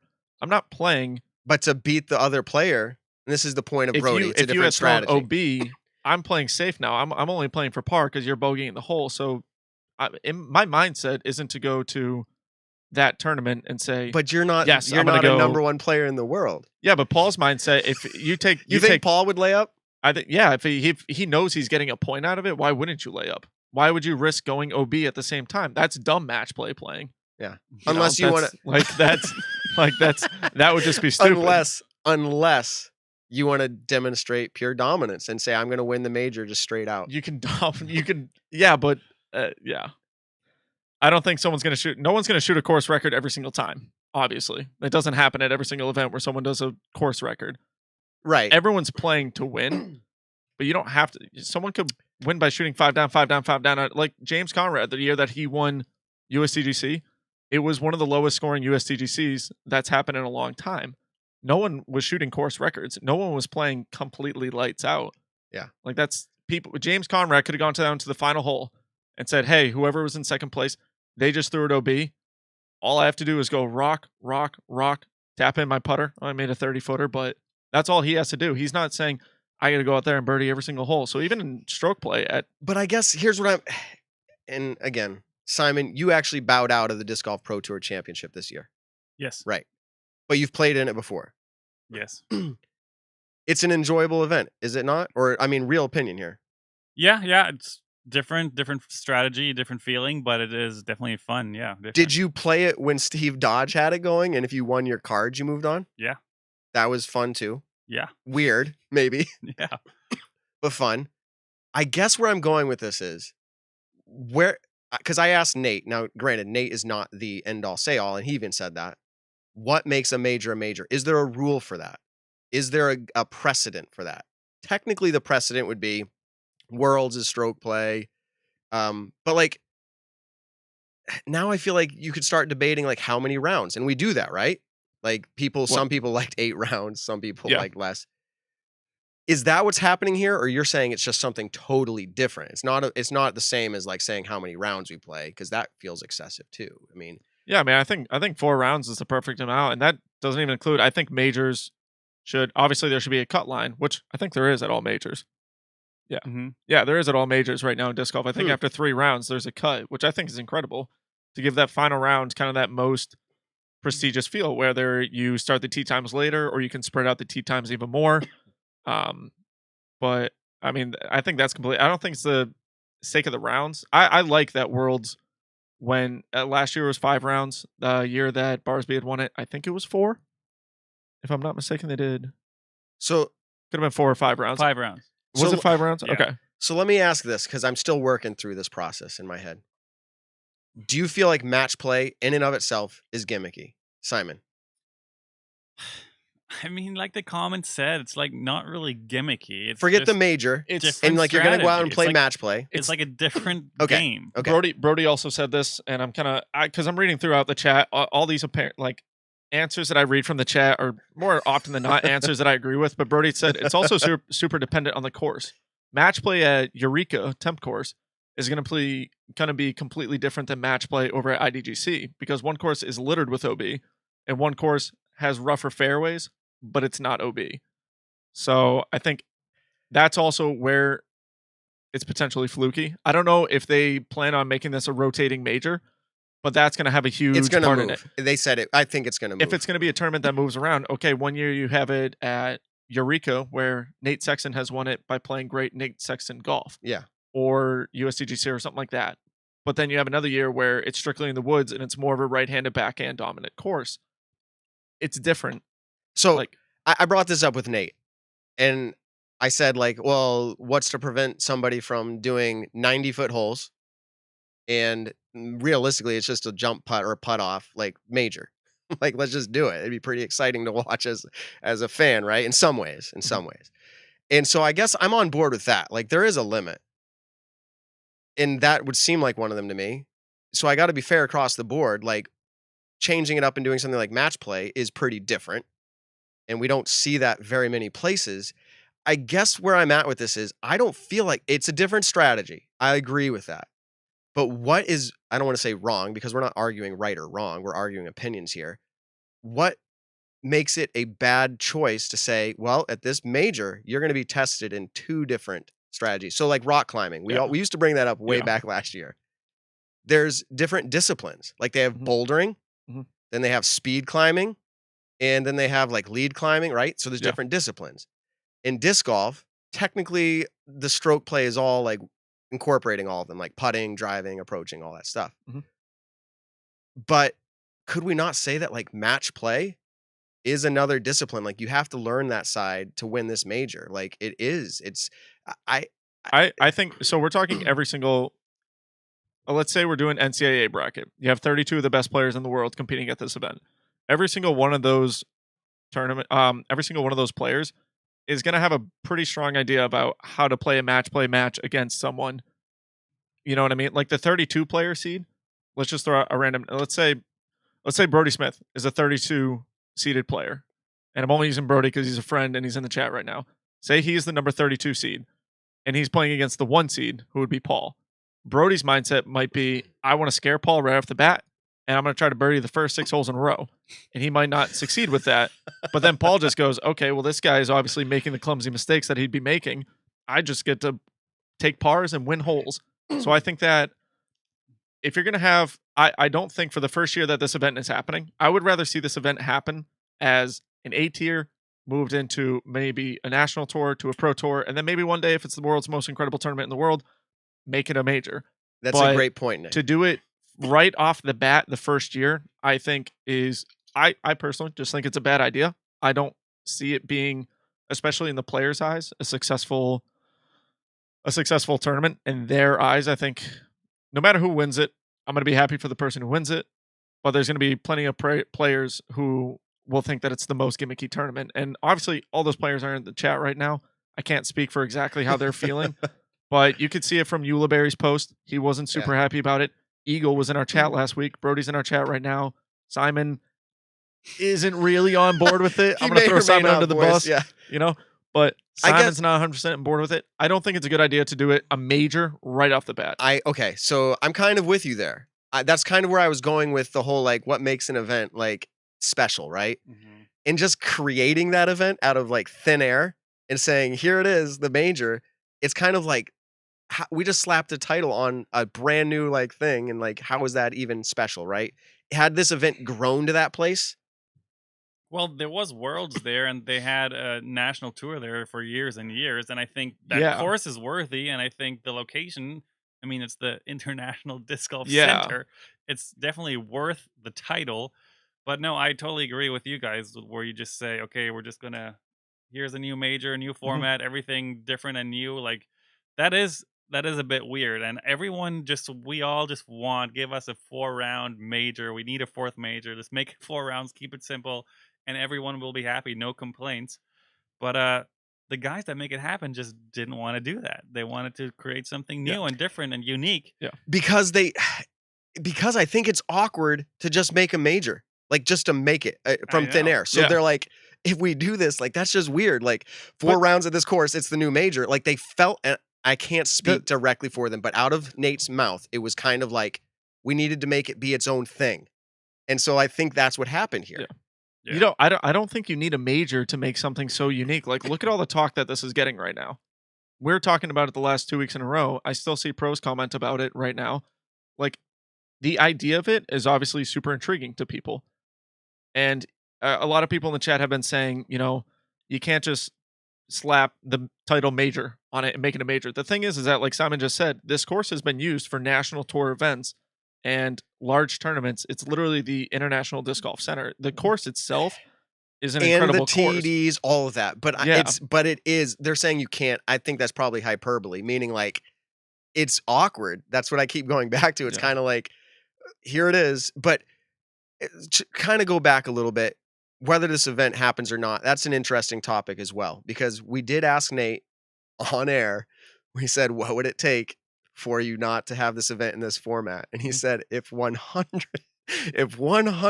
pro players respond and say like they will not do it, but he said, and they were serious. He actually followed it up like serious. He goes, we'd probably not do it.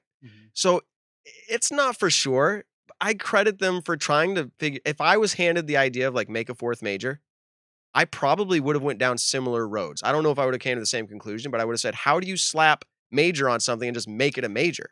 Like we have to make it special. Now, one of our commenters said this I apologize. I didn't get the name for it. It's in our YouTube chat from last week. One of the comments, if you want to go check it out, it says this. The Champions Cup will be 2 phases. You have to beat the course to make it to phase 2, where you have to beat the players. So when you typically play, Simon and Nick, and when I play, I was always taught, and I'm not putting words in your mouth, but I was always taught to play the course. You have a game plan, I'm going to go play the course, and that's how I do it. Is that more or less accurate? I mean, in theory, yes, but that's way easier said than done. Right, but I guess where I'm going with that point is, and I loved his comment, because if we look at this major as 2 phases, you have to go out and beat the course, which puts you in the top 4. Top 4 is usually you played the course really well. And then it's like, to your point, Nick, now the strategy changes where like, yeah, you are going to lay up because now I'm just going to go out and beat that player. Yeah. We made it here. It's the 4 of the best players. I see really good play coming out of it. I think the chance that it's super gimmicky or weird, like somebody's laying up, is going to be the one-off or maybe 2 or 3 times during the round. I don't see it being like a lot of it. I could see the annoyance of this is what potentially could happen. Who are the top 4 players in the world right now? I'm just going to list my top 4. It would be list your top. Yeah, 4. I would go Paul, Ricky, Calvin, Eagle. I would say those are the top 4 players in the world right now, with very close like 5th, 6th, 7th, 8th being like the Kevin Jones, James Conrad, Simon Healthy, and whoever could be number 8. But let's say the top 4 players. Paul goes out like 2015 Worlds and just absolutely shreds it. Goes into the final 9 up by like 7-8 strokes. But let's say for those 4 rounds, he wins the tournament for those first in phase 1. He wins it by 9 strokes. But then you have the second best player in the world who shot 15 strokes worse, but technically got 4th place. Excuse me. He got 4th place. So now Paul is playing Eagle, and Paul went in beating Eagle by 15 strokes over 4 rounds. But now there's no real advantage. Like, look at their ratings. Their ratings are right next to each other. Yeah, but here's the deal. That's not where this major is. This major is not win 4 rounds. It's 2 different tournaments. It's 2 different phases. It's like a qualifying for the match play. Yeah, it's 2 different tournaments. Right. And so I'm saying like I get your mindset. Like I'm there where it's like, oh, that's weird. Like you don't win after 4 rounds. But that's not the end of the tournament. Like that's your like top 4 get in. Just like I don't know. I'm just saying I don't think it's gimmicky. And I give credit to Brody being in our chat. Obviously, there's other people I will as well. But Brody says I obviously haven't seen match play. I play match play all winter. Like that's what I do up here in New England. And I'm not like an excellent disc golfer. I feel like I'm good. But like there's not that many holes where I'm just laying up. It's just not that many. Like See, that's mind blowing for you to say because we played Buffinville as the home course, and in the A pool, if someone throws we are before in A me, pool too. Yeah, if someone throws before me, and they go OB on hole 1, let's say it's a 700-foot hole. Yep. OB on the left and right. If someone throws before me and they throw it OB, I don't throw my Zeus. I throw an Undertaker. That's me laying up. I can still birdie the hole. Because you're trying to beat the player. Yeah, exactly. And that's what this tournament is going to be. And I don't see the gimmick with that. The gimmick is now you have to determine what course you're going to go play for it. Because what course? Like it, I think that kind of changes the mindset of how people are going to play. So there's certain courses you would be okay with match play. Nothing is going to convince me to be okay with stroke play and match play at the same time. But yeah, there are different courses. Yeah. Nothing's gonna. Okay, show's over. $1 million would convince me to go try to win it. But so you think having this is slowing down the growth of the sport? No, and people are going to be like, "What is this? Why would they do this? This is stupid." See, now you're talking about the fans in disc golf, where a lot of times what people are talking about, the fans aren't the ones playing the tournament. say this But tournament are the fans huge? Wait, so say- why does the NBA, why is the NBA around? Why is the MLB around? Why is the NFL around? Because of the fans. Yeah, but they don't change up their formats. Maybe playoff format in the sense of how many teams are allowed into it, but they do the same thing every single day. So let's what go their to game is. that. We're on a good track now. Well, I want to say this really The quick. Patriots go 14 and 3 or whatever it was, Yeah. right? Then they go to the playoffs. Does their record matter? Yeah, it depends on who they play. It against. goes to a seeding. Yeah. But just like we're talking about match play, but they're winning by however many wins against someone else's wins doesn't matter. Yeah. I guess I'm saying it happens. It can be a part of the major. I hope people are appreciating this. Nick and I are longtime friends, and having Yeah. Simon in the room, I'm Well, like, it's like we have to remember where disc golf is, and Yeah. the Pro Tour is freaking 5 years old. Like that is so Okay. young Yeah. for a sport. Like it, and the amount it changed in 5 years is already mind blowing. Mhm. Like 5 years ago, I remember being on tour 5 years ago, and being on tour now is like literally two different sports. It feels like two different events. If I go play Vegas now versus 4 years ago, 5 years ago, different feeling, different everything. The amount of cameras and media and attention and fans, everything is just changing.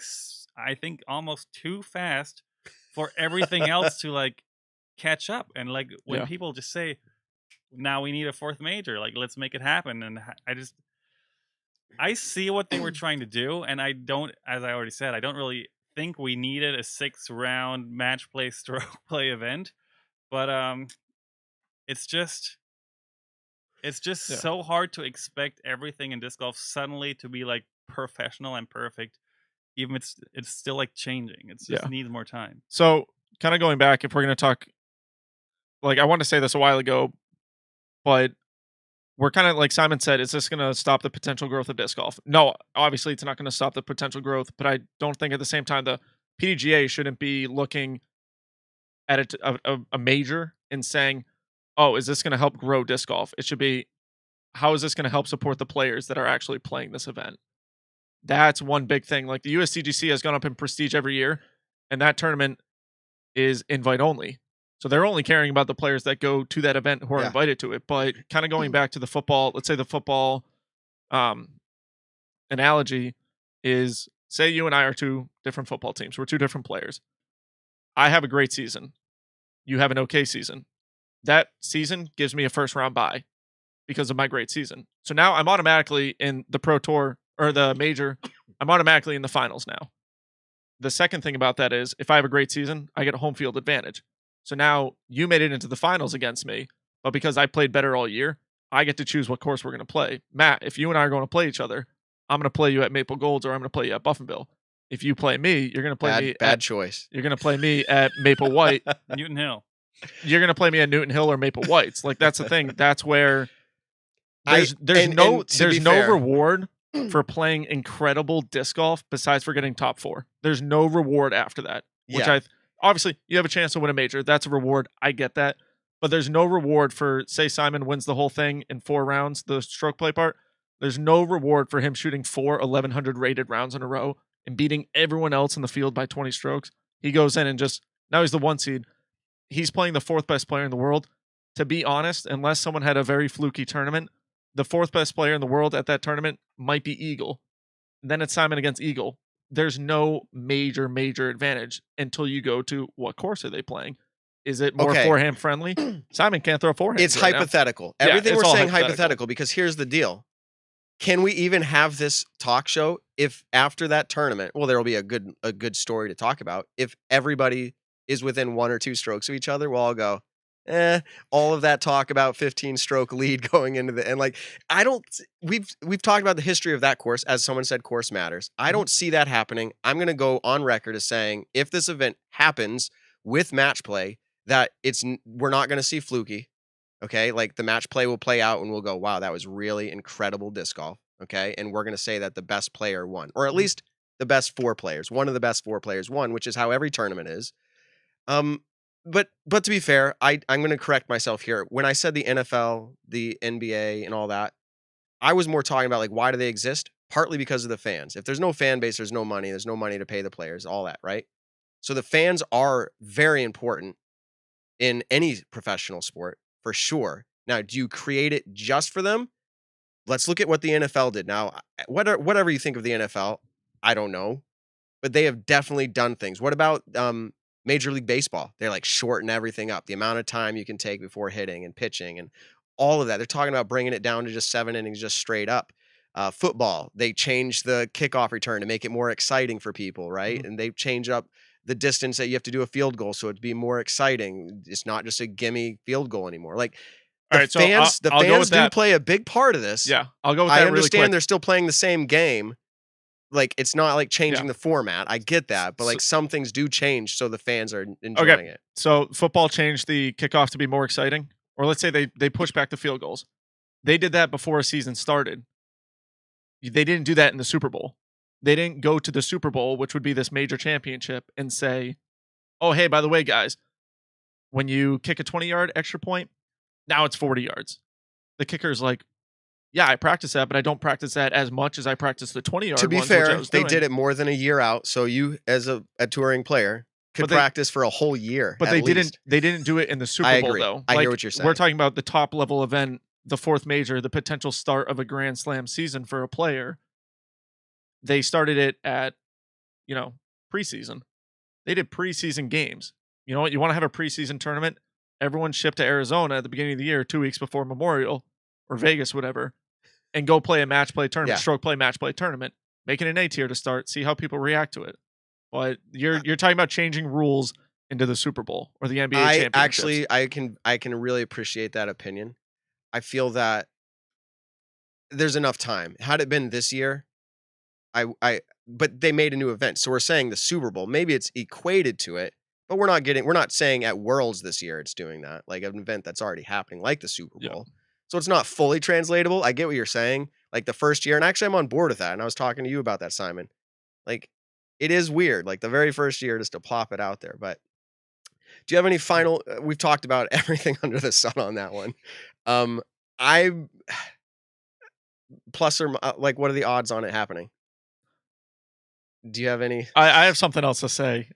Right, a lot of people are saying, well, this sport does it, this sport does it, this sport does it. But every single time I say, hey, golf does it, I get berated with hate because we compare disc golf to another sport. Yeah. Every single player or every single person in the chat right now is literally like, well, NASCAR does it, or baseball does it like this, or football does it like that. Any single time that I say, hey, T-pads should be different in disc golf because it's how golf does it. Oh my God, Nick, you're the worst person in the world. Stop talking about golf and disc golf like that. That is where the funniness in this is. All right, let's wrap up that conversation.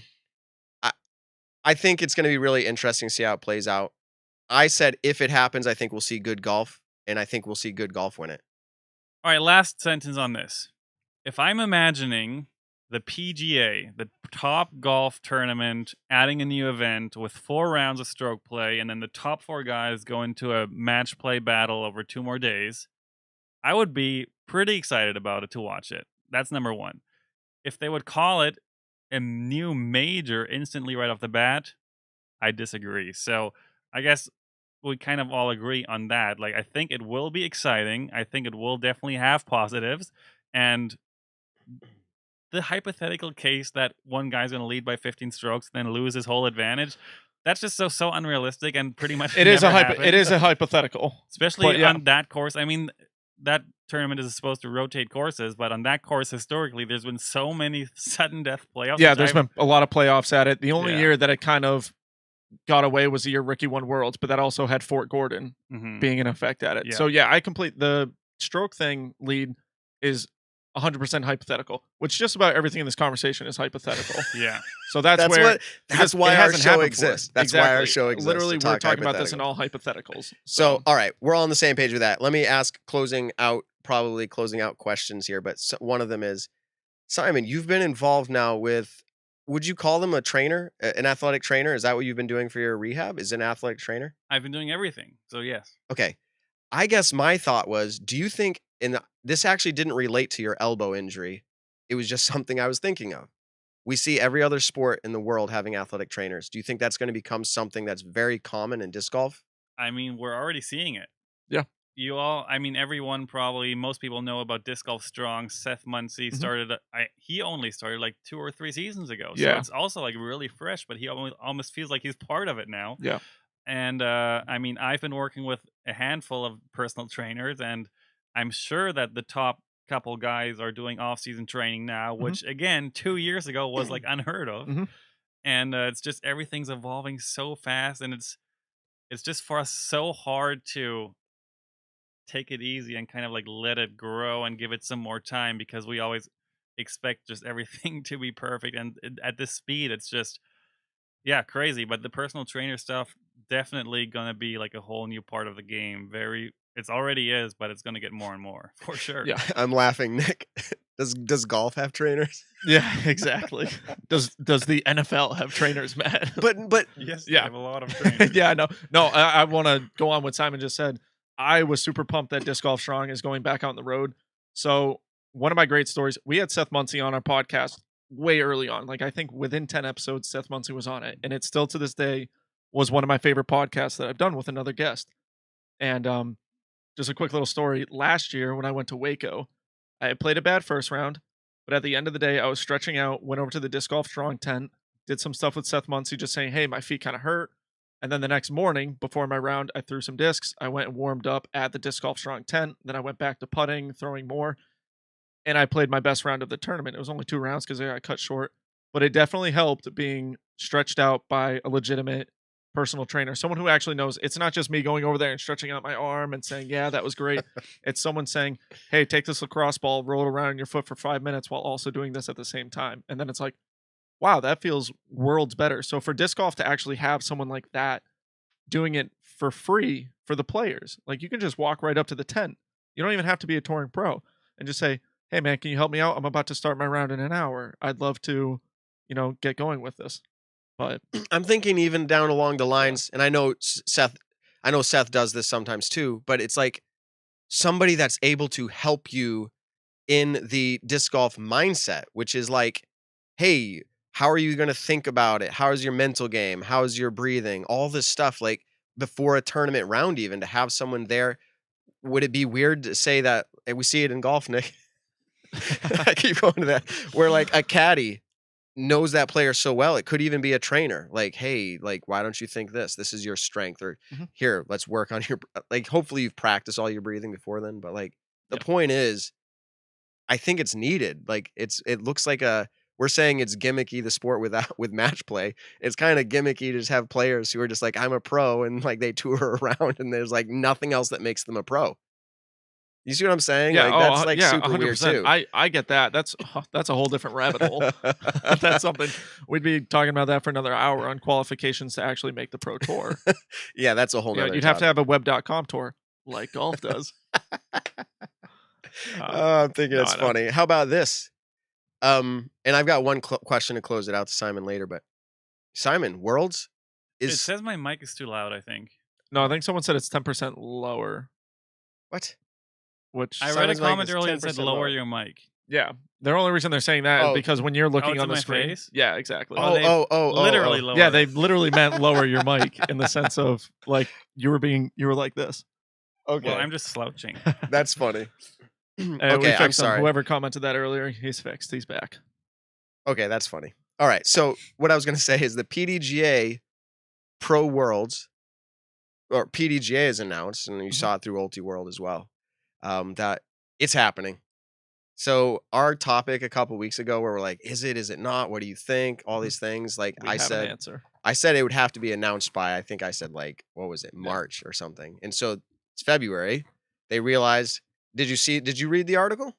I didn't read the whole article to it. I kind of briefly read through it. My take on it is nothing is set in stone right now, in the sense of there could be a massive spike in COVID in Utah, and that completely shuts down the idea of having a bunch of disc golfers from all over the country. Nick's a glass half full kind of guy. Yeah, exactly.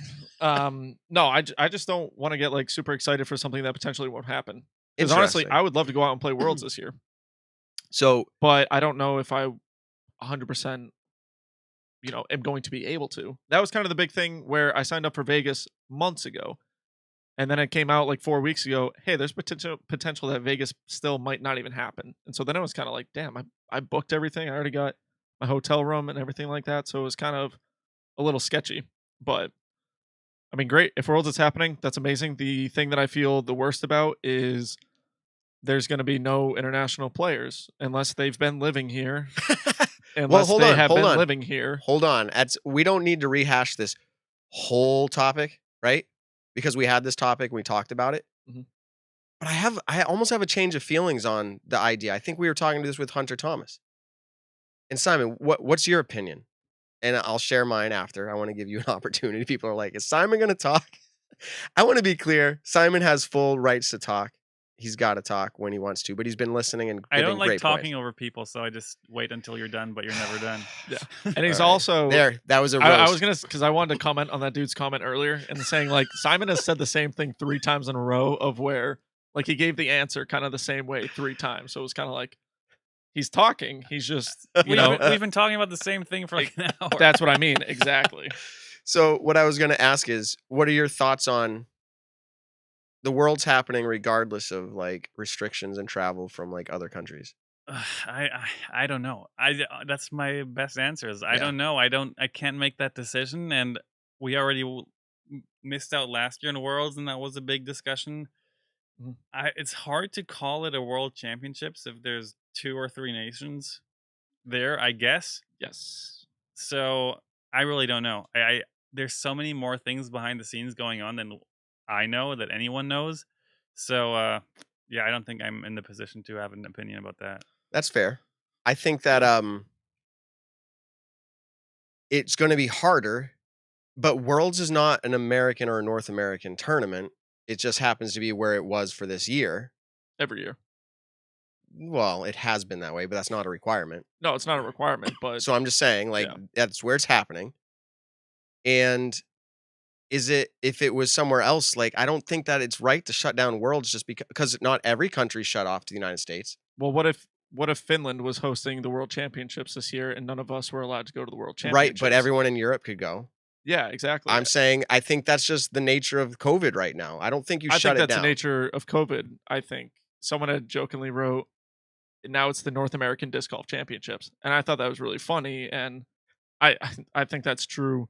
It could True be. than Worlds, because the USDGC is different. The USDGC is the United States Disc Golf Championships, just like the European Open is different. They're both majors. They're both 2 of the most prestigious, if not the most prestigious events in our sport. If they want to have the European Championships this year, that's great. That's totally fine. It is the European Championships. They can have it at any course in Europe and still call it the European Championships. When you have the World Championships, the World is not invited to play in the World Championships right now because of a pandemic that's going on. So that's where I don't like the idea of saying, No, the world is invited if they can find out a way. And so here's where I'm going with this. I have, and not to make this super personal, but my sister is engaged to a European. Mhm. And he found a way to come over here during the pandemic. And you know what it was? Now, I'm not saying this might be a far cry, but he went to Mexico for 2 weeks. You know what it cost to rent a place there for 2 weeks? It was like $60. No joke. It was something crazy. Mhm. He went to the grocery store, spent like another $30 or $20. And like, so for $80, 2 weeks in Mexico. I know, it seems a little shady. Mm-hmm. But then he came here. Negative COVID test. United States lets him in. Yeah. I know I saw a report like Albert, Tom. Yeah. Like thinking about it. So it's not that it's impossible. It is way harder. I agree with that. I don't like it. I can say that much. But I do think that Worlds should happen. Do you realize how, and I know you always speak, you're a pro, you're a champion for the tournament, the TDs. You are, Simon. So much work goes into that event and it already got pushed, right? You know how much money was lost on that already, right? Yeah. To be like, we need to know, is it happening? And for them to shut it all down, I mean, it would just be massive amounts of money shut down. So maybe they can change the name of it. Yeah. I don't know. Hunter Thomas brought this up a couple weeks ago, and I think it was an incredible thing. So if we don't have World Championships again this year, 2 years in a row, we didn't have the World Championships. That's 2 years of Paul still being in his prime, Ricky being in his prime, Eagle being in his prime, and that's 2 years of them not getting World Championship titles. Say Paul won last year and this year's Worlds, that's now he's a 7-time champion, slowly itching into that Climo era. Say this pandemic goes on for another 3 years. We don't have Worlds those 3 years. Now Paul is getting a little bit older. An injury might have happened. He's out of his prime now. 3 or 5 years of Worlds not happening determines whether we still have that conversation. Would 7 times now be an argument to Paul is the greatest of all time? Or now Eagle is a 3-time world championship? We'll never know because we didn't have a 2020 world champion. So, yeah, I would love for Worlds to go on. I think it's an incredible thing to label someone in our sport as a world champion. But at the same time, when you're cut off at the moment, it's not that there are ways to get into the US, but there may not be ways for someone to get out of, Estonia. Like say Silver and Kristen and Albert couldn't come over because Estonia now has regulations. That's 3 of Estonia's best players, and especially Kristen's one of the best players in the world for the FPO division. There's legitimately no chance for her to come over right now. And she's a US women's champion too. So I can get it when it comes to the US women's and the USDGC, but I think that's kind of tough of when you're calling it a world championship, but once again, it's just the North American Disc Golf Championship. So I'm kind of like, I'm 50-50 But on isn't it it already the North American Disc Golf Championship in that sense? Look at the percentage of how many people are American and how many people are Yeah, I European. get that, but that's because It's we've had it in America every single year. What happens when it goes to Europe? And It's I gonna keep be- saying that's it's gonna okay. be less. I Yeah, keep it's saying gonna that's be incredible okay. when that happens. Yeah. I would hope it's just like the Aussie Open. It was an incredible tournament, but how much is it to fly to Australia? Right, but okay, so that's fair. I actually like that topic. It is harder. In fact, a lot of people don't go.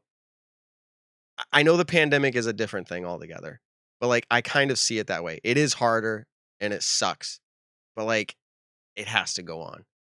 I've been watching darts, and the World Championships was recently, Yeah. pretty much exactly a month ago. They did the World Championships Mhm. in England, which has also not the greatest COVID stats.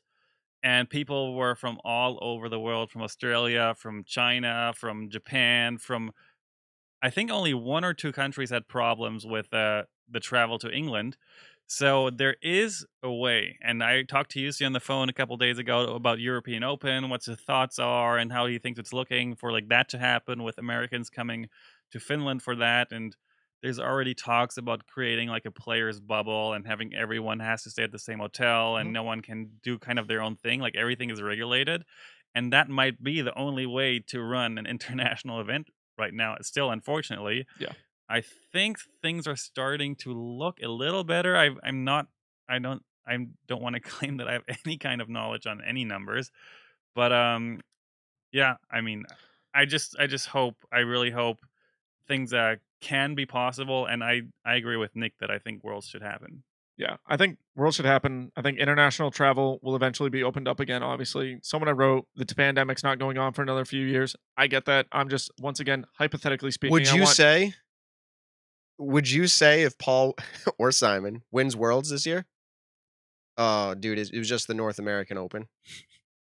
I mean, technically, I wouldn't say that in the sense of a European hasn't won Worlds. Yeah. And I don't know, maybe they have at one point, but someone just wrote Seppo got it 2 years ago. He got 5th place. That's not saying that there isn't a European player who can come out and win Worlds. Like, there's a European player right now for Prodigy from Germany who's higher rated than Simon right now. Dude's an incredible player. There was that guy. So, like, there are incredible players out in Europe. I don't think we can, it's just we'll never know right now because travel is so restricted at the moment. Simon's thing when it comes to darts, one of the great things about that is that a professional, like one of the best darts players in the world, can afford to move to a new country, set up their whole life, and be perfectly fine because they're making a crap ton of money. A disc golfer, whoever's 10th in the world, might not be making that much money to where they might not be able to afford going to Europe for over 3 weeks, and then staying in a player's bubble. I get it. Like, that's just the nature of our sport right now. I'm saying a lot of what ifs, but at the same time, yeah, I want Worlds to happen. I'll kind of just say that, but So, I don't know. I mean, where are we at? Simon, when's your plan to come back on tour? Right now, at the latest, beginning of May. So what is it called? The OTB Open now would be the first event. OTBO. Which, kind of going on that really quick. I heard that was an incredible change because the San Francisco course, Glen Eagles, looks really, really fun. but I heard the area that it is in I've heard is gunshots going off. wicked sketchy. And like West Coast disc Yeah. golf, it's like So I think it's going out to another town that begins with an S. I can't remember. Stockton or something? Yeah, Stockton. And And then finally, because we're down to the end here, Simon, will you be doing Vlogmas ever again? It's possible. Eagle and I have been talking, and maybe this year we will be doing like a he posts on the first, me the Okay. second, him the third, me the fourth, nice. and like so on, just to like give each other a little break. And hopefully, if the situation allows, like maybe I could do some more traveling, or maybe fly in some other pros to make it more entertaining and more easy to make like daily content. Because it was definitely financially awesome for me. It was kind of fun, and I kind of missed it the first couple days after being so busy every day and productive. So it's not impossible, but I would definitely need like the whole situation to kind of relax. I was just like, how much effort, like every day to do that? And then final question. If you do Vlogmas again, how much did you like the idea of having Christmas gifts sent to you and opening them? Would you do that again? Was that awesome? Or would you be like, that was a lot of work? I mean, I felt a bit bad because days and days after, packages were still rolling into Maple Hill, and every day I would get a text message from Tom, and he was like, got another 4 packages for you. And I was like, oh no, I'm so sorry. That's funny. I mean, I kind of figured that was going to happen, but I tried to give everyone like 3 weeks heads up. But I think we had a snowstorm a week before Christmas, and that messed up the whole packaging stuff. So yeah, I was blown away by the cool stuff I got, and every single gift was like just love and cool. And overall, it was a very fun idea. But I think the disc golf guy called me out that said I was just cheating content, just like, hey guys, send me a package, I'll open on camera. Here we go, 2 videos. I've seen a ton of streamers do that, so I don't think it's cheating content. It's just it was different because you did a Vlogmas with no disc golf. And you did it every day. You know, I mean, that kind of stuff is gonna come up. And I think I thought that was a wicked cool idea. Yeah, I thought it was good. All right. Any closing thoughts, Nick? Or Simon or anybody? I mean, people were roasting me. They said Simon roasted me because I'm chatty Kathy. Man, listen, people. That's the why point do of you a think? podcast. Why do you think? And I know people are gonna roast me for saying this, but why do you think I even started this with Nick? Yeah. And why do you think I don't have a podcast? It's because I don't like to say my opinions or even have any. This podcast was just saying that you're now required to be here every Thursday since I'll be gone. Just kidding. Don't get your hopes up, people. There will be times I hit him up. Yeah. But Nick, you're going away. This is a going away party. I am. I fly out tomorrow back down to Don't sound so happy. Huh? Your girlfriend might be watching. I'm super excited. Believe me, I'm tired right now. I'm super excited. I'm super excited. I'm just kind of like I'm figuring out, how everything gets set up and all that jazz. So if next week we have to take a break because I don't have everything figured out yet, then who knows? But anyways, go Buccaneers in the Super Bowl. That's who I'm rooting for. Yeah. Is that Florida? Yeah. Okay. People are Tampa Bay. Here's I was boy gonna say Tom my Brady? opinion is I rooted for Tom Brady for 20 years. Yeah. I'm not gonna change. I hope he gets another one just because it's cool. And I've never watched a single football match, and I think I never will. The Super Bowl, if you're going to watch one, is the one to watch. And Brody, I am totally ready. Can't wait to see you in a couple days, good sir. And anyways, is that doing it for tonight? Yeah. I think that's it. We I put think, it on side. To Christopher Naarbo, really quick, thank you for the 33 knocks. We're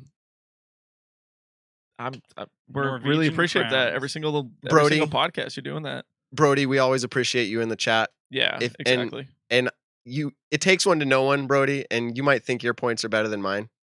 But you share your points with Hot Fire, and I'm trying to do the same, just trying to learn from the best. I think that's the fun part about tonight. You kind of have devil's advocate playing, and sure. It's not a fun podcast if no one's debating before with the the show. other person. Before the show, Nick, what did I say to you? Yeah, you said you're going to be on the side of I want the event to happen, and I think it'd be an incredible idea. I'm not saying that I didn't actually believe some of those, but Nick comes in, he's like, I've been thinking about it, and I don't think it should happen. And I looked up at him and I said, hope you're ready, dude.